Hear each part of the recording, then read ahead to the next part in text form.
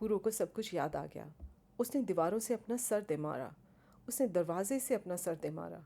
हार तक के पूरो चारपाई पर आ पड़ी और फिर अचेत हो गई। पूरो को जब होश आया, कोई उसके सिर से गर्म घी मल रहा था। पूरो ने एक बार सोचा शायद उसकी माँ उसके सिरहाने बैठी हुई है, और पूरो को बहुत तेज़ बुखार चढ़ा था।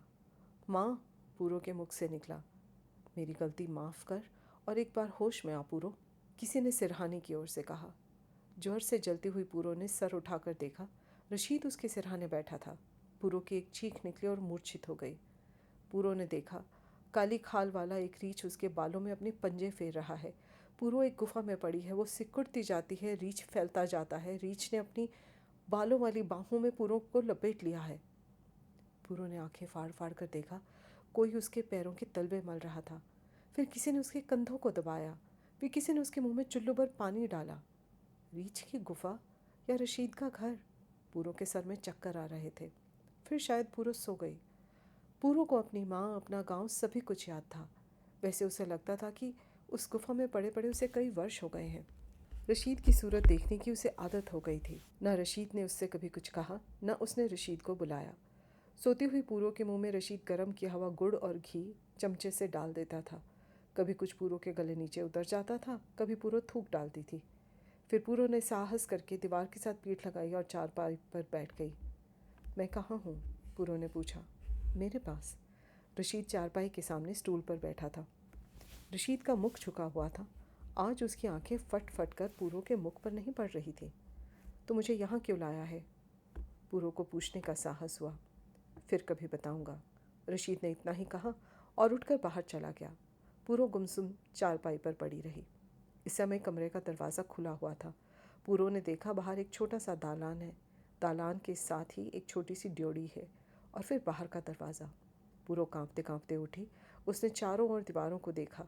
वो डर रही थी, अभी इन दीवारों में से कोई निकल आएगा, उसकी बाहें पकड़कर उसे चारपाई पर डाल देगा। किंतु दीवारों में से कोई ना निकला। पूरो बाहर के दालान में आ गई। आंगन में एक कोने में चूल्हे की आग बुझी हुई थी। पास ही एक हांडी और तवा परात बिखरे पड़े थे। पानी का एक घड़ा भरा हुआ कोने में पड़ा था, पर कोई आदमी कहीं नजर नहीं आता था। पूरो कांपते पैरों से ड्योढ़ी में आई, बाहर के दरवाजे के पास आई और फिर पीछे मुड़कर कोठरी की ओर देखा। फिर दरवाजे के पास को हो आई, पर मकान का दरवाज़ा पूरो के भागे की भांति बंद पड़ा था। पूरो ने बंद दरवाजे के पास अपना सर लगा दिया, पर दरवाजे को ना पूरो के झुके हुए सर पर तरस आया, ना मुरझाए हुए चेहरे पर, ना भीगी हुई आंखों पर। पल्ले से मुंह पोंछ कर पूरो दरवाजे से लौट आई। घड़े में से पानी का एक चुल्लू भरकर पूरो ने अपनी आंखों पर डाला। फिर पूरो को विचार आया कि वो दरवाज़ा पीट कर देखे, शायद कोई अड़ोसी पड़ोसी या रास्ता चलता उसकी आवाज़ सुन ले। पूरो ने आंगन की कच्ची ऊंची दीवारों की ओर देखा, फिर एक बार साहस जुटाकर दरवाजे को पीटना आरंभ किया। पूरो ने दरवाजे की दराजों के बीच से देखा, बाहर खुला मैदान ही मैदान था। कोई मकान, कोठरी दिखाई नहीं देती। पूरो सोच सोच कर थक गई थी, ना जाने वो किस जंगल में थी। पूरो दरवाजे के पास ही खड़ी हुई थी कि बाहर से दरवाज़ा खुला। रशीद ने भीतर आकर दरवाज़ा बंद कर लिया और ताला लगा लिया। पूरो वहीं की वहीं बैठ गई। पूरो, क्यों व्यर्थ से हवा में टक्करें मारती है? भीतर चल, कुछ अपने मुंह में डाल। तूने 2 दिन से कुछ नहीं खाया है, रशीद ने खड़े खड़े कहा। वैसे ना उसने पूरो को हाथ पकड़कर उसे उठाया, ना उसकी ओर आंखें फाड़ फाड़ कर देखा। मुझ पर दया कर रशीद, मुझे घर छोड़ा। पूरो उसके पैरों में गिर पड़ी। इस बार रशीद ने पूरो को अपनी लाठी जैसी जवान बाहों में उठा लिया और गठरी बनी हुई पूरो को कसकर अपने सीने से लगा लिया। मेरे दिल की आग कौन बुझाएगा? रशीद ने हाथ पांव मारती हुई पूरो को अपनी बाहों में कसे रखा। वो दिन भी बीत गया, वो रात भी बीत गई। रशीद ने उससे फिर कुछ नहीं कहा। दरवाज़ा वैसे का वैसे बंद था, रशीद वैसे का वैसे ही पहरे पर था। रशीद उस घर से बाहर भी जाता, घंटे 2 घंटे बाहर भी लगा आता, पूरो कैद रहती। फिर तारों की छाँव में पूरो का हाथ पकड़कर रशीद उसे घर से बाहर ले जाने लगा। पूरो ने देखा, उस घर के सिवा उस लंबे चौड़े मैदान में और कोई घर नहीं था। रशीद के इस मकान के पास एक बहुत दूर तक फैला हुआ बाग था। शायद ये घर बाग के मालियों का घर हो। बाग में माली अवश्य होंगे, पर पूरो ने उन्हें कभी देखा न था, ना उनकी कभी आवाज़ नहीं सुनी थी। ना तो पूरो के दिन बीतते थे, ना उसकी रातें कटती थीं। पूरो को केवल यही संतोष था, रशीद ने उसे कोई बुरी भली बात नहीं कही थी। पूरो की मर्यादा अभी तक बची हुई थी। ये और बात थी कि रशीद पर ना पूरो की प्रार्थनाओं का असर होता था, ना पूरो की गालियों का। पूरो के अपने अनुमान के अनुसार उसे कैद हुए पूरे 15 दिन हो गए थे। एक दिन रशीद ने लाल रेशम का जोड़ा पूरो के सामने लाकर रखा। इससे पहले भी रशीद ने पूरो को बदलने के लिए 2 जोड़े सूती कपड़े लाकर दिए थे, पर इस बार रशीद ने लाल रेशम का जोड़ा पूरो के आगे रखते हुए कहा, कल सवेरे नहा धोकर तैयार हो जाना, मौलवी आकर हमारा निकाह पढ़ा देगा। पूरो का दिल धक से हो गया। जो अब तक नहीं हुआ है क्या अब होकर ही रहेगा? उस दिन पूरो फिर रशीद के पैरों में गिर पड़ी। पूरो, होना हवाना कुछ नहीं, व्यर्थ मेरे सर पर गुनाहों का बोझ ना लाद। कसम है अल्लाह पाक की, मुझसे तेरा ये रोना नहीं देखा जाता, रशीद ने मुंह परे करके कहा। पूरो की समझ में ये ना आता था कि रशीद यदि ऐसा दयावान ही था तो उसने उसके सिर पर विपत्ति का ये पहाड़ क्यों डाल दिया। तुझे अपने अल्लाह की कसम है रशीद, सच सच बता, तूने मेरे साथ ऐसी क्यों की है? पूरो, तेरा मेरा संबंध कोई पिछला लेना देना ही है। अब तुझे इन बातों से क्या मिलेगा? जो हो गया सो हो गया, मैं तुझे सारी उम्र तकलीफ ना होने दूंगा। पूरो हैरान थी, परेशान थी, ये कैसा आदमी है? पूरो, हमारे शेखों के घराने में और तुम्हारे शाहों के घराने में दादा परदादा के समय से एक बैर चला आ रहा है।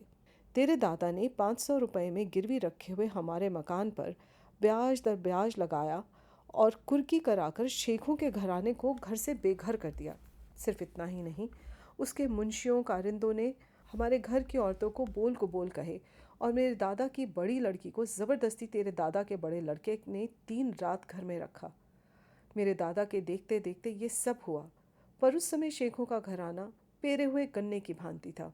सब खून के आंसू पीकर रह गए, पर मेरे दादा ने मेरे चाचा ताऊओं को और मेरे पिता को कुरान उठवाकर कस्में दिलवाई थी कि वो इसका बदला लेकर ही रहेंगे। उसकी अगली पीढ़ी के समय बात सो गई। अब जब तेरा काज इसी गांव में रचा जाने लगा, मेरे चाचा ताऊओं के लहू में पुराना बदला खौलने लगा। उन्होंने मुझे कस्में दिलाई, मेरे लहू को ललकारा और मुझसे कॉल कराए कि मैं शाहों की लड़की को ब्याह से पहले किसी भी दिन उठा ले जाऊं। रशीद चुप हो गया। पूरो धैर्यपूर्वक अपनी किस्मत की कहानी सुनती रही। पूरो, पहले ही दिन जब मैंने तुझे देखा, खुदा गवाह है, मुझे तुझसे इश्क हो गया। एक तो तेरी मोहब्बत का जोर, दूसरे मेरी पीठ पर सारा शेख घराना। मैं तुझे ले आया हूँ, पर मुझसे कसम ले ले, मुझसे तेरा दुख नहीं देखा जाता, रशीद ने कहा। पूरो ने दोनों हाथों में अपना सर थाम लिया। तेरी बुआ को मेरे ताऊ ने उठा लिया, पर रशीद इसमें मेरा क्या दोष? हाय, मैं तो कहीं की ना रही। पूरो का मुंह आंसुओं से भीग गया। यही तो मैं कहता था, पर मेरे चाचा मुझ पर फटकार करते थे। तो रशीद, उनके उकसाने के कारण तूने मुझे मार डाला? पूरो ने रोते रोते कहा। पूरो, मैं सारी उम्र तेरे आगे जग की नीमतें ला ला कर रख दूंगा, रशीद ने भरे हुए गले से कहा। मैं तेरे ताऊ की तरह नहीं करूँगा कि 3 रातों के बाद बेचारी औरत को धक्का दे दूँ। रशीद, एक बार मुझे मेरी माँ से मिला दे, पूरो को कहने के लिए यही मिला। ओ नेक वक्त, अब उस घर में तेरे लिए कोई जगह नहीं। उनकी बिरादरी का कौन हिंदू फिर शाहों के घर का पानी पिएगा? तू मेरे घर में पूरे 15 दिन रह चुकी है, पर मैंने तो सिर्फ तेरे घर में अन्न पानी को मुँह लगाया है। मैं पूरो आगे कुछ कह न सकी, पर जो कुछ पूरो कहना चाहती थी उसे रशीद समझ गया। इस बात को कौन मानेगा पूरो? ये तो मेरी शराफत है कि पहले मैं तेरे से निकाह पढ़वाऊंगा। रशीद ने नरम आंखों से पूरो की ओर देखा। पूरो की आंखों के सामने उसका मंगेतर फिर गया। अभी पूरो के तेल चढ़ना या पूरो ने माइये पड़ना था, पूरो के हल्दी का उपटन मला जाना था, पूरो को सच्चे हाथी दांत का लाल चूड़ा पहनना था, पूरो को कौड़ियों वाले कलीरे छनकाने थे, पूरो को रेशमी जोड़े पहनने थे, पूरो के रूप चढ़ना था, पूरो को डोली बैठना था। पूरो पूरो पूरो पूरो निर्दोष थी। वो कैसे समझ लेती कि उसकी माँ का दिल पत्थर हो जाएगा, उसके पिता का दिल लोहे का बन जाएगा, वो अपनी बेटी को घर से निकाल देंगे, उनके घर की दीवारें उसे अंदर रखने से इनकार कर देंगी। मैं जब लौटकर घर नहीं पहुंची तो उस समय मेरे माता पिता का क्या हाल हुआ होगा। मेरी बहन। पूरो को वो समय याद आ गया जब होनी उसके सर पर टूट पड़ी थी। वो रोते कलपते रहे हैं उसी तरह जैसे मेरा दादा, मेरा पिता, मेरे चाचा मेरी बुआ के चले जाने पर रोए थे। पुलिस भी बहुत खोज खबर लगाकर हार गई है, पर उन्हें भी कोई अता पता नहीं लग सका है, और उन्हें पता लग भी कैसे सकता है? पुलिस ने पूरे 500 रुपया खाया है। रशीद अपनी हंसी ना रोक सका। तू तो जानती है, इस समय हमारा पलड़ा भारी है। सारा गांव मुसलमानों का है। कोई हिंदू का बच्चा आंख उठाकर हमारी ओर देख नहीं सकता। यही गनीमत है कि उनकी जान माल सलामत है। उन्हें अपनी जान प्यारी है, वो कुछ बोल नहीं सकते। अगर वो हमारे घर की ओर उंगली भी उठाते तो हमारे आदमी उन्हें नहर भी पार ना करने देते। रशीद ने कुछ हंस कर कहा। शायद उसके दिल में पुराने बदले की आग धधक उठी थी। पूरो को रशीद का मुख देखकर बड़ी घृणा हुई। उसका जन्म नष्ट हो गया। ये लोग गया परलोक गया। शायद उसके माता पिता चित्तवानी को अपनी पुत्री की बलि चढ़ाकर वापस सियाम भी लौट गए हों। क्या मेरे माता पिता सियाम चले गए हैं? पूरो ने तड़प कर पूछा। नहीं, अभी नहीं, रशीद ने उत्तर दिया। मैं कहाँ रह रही हूँ? अपने गांव से कितनी दूर? पूरो ने उसी प्रकार पूछा। तो अपने गांव की पिछली ओर मचोकियों के कुएं के पार मेरे अपने बाग में है। पर शायद तू अपने गांव जाने का सपना देख रही है। अभी नहीं, ज़रा बात ठंडी हो ले, 6 महीने बीत जाएं, वहाँ भी ले चलूँगा। रशीद मुस्कुराने लगा। पूरो चुप हो गई। रशीद ने चावल की पुलाव की एक तश्तरी भरकर पूरो के आगे रखी। रशीद जब बाहर जाता था तब शायद किसी के हाथ अपने गांव से पकवान मंगा लेता था। पूरो को कुछ पता न था।